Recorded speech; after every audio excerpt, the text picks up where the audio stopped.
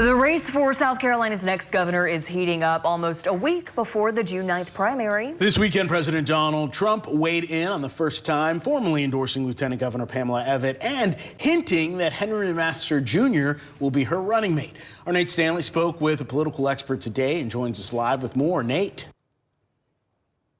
Well, that political expert says it's going to be very hard to predict who will win this governor's race, even after President Donald Trump's endorsement.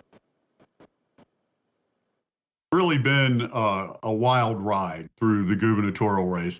Before Trump jumped in with his nomination. You know, the president was so honored, right, to have his endorsement. I'll take care of anything else and all their decisions after we win this primary. As three candidates for South Carolina governor took the stage for an SCE TV debate, two others held rallies in the upstate. Everything's up in the air. After the Trump endorsement, everything's up in the air. That endorsement for Pamela Evette may push the needle in her favor, according to Winthrop political expert Scott Huffman. Trump endorsements really thrust Republican nominees to the front.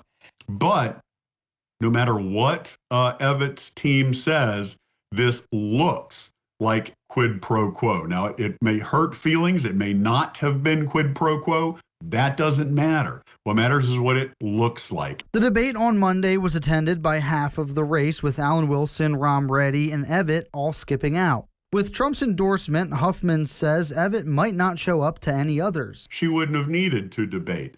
But the accusations of quid pro quo that started up put her in a little more tenuous position. Obviously, she's still in an incredibly strong position with Trump's endorsement. But a lot of Republicans aren't necessarily as rock solid as they might have been in other states. Today we spoke with businessman Rom Reddy at his upstate rally about the endorsement and Evette's absence at debates. With the Trump endorsement, I think this election is going to come down to Pam Evette, who's been endorsed by the president, who's a complete insider. She's been there for 8 years.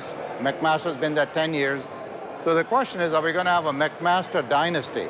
And during Monday's debate, candidates did not hold back either. Talk is cheap. Results are hard.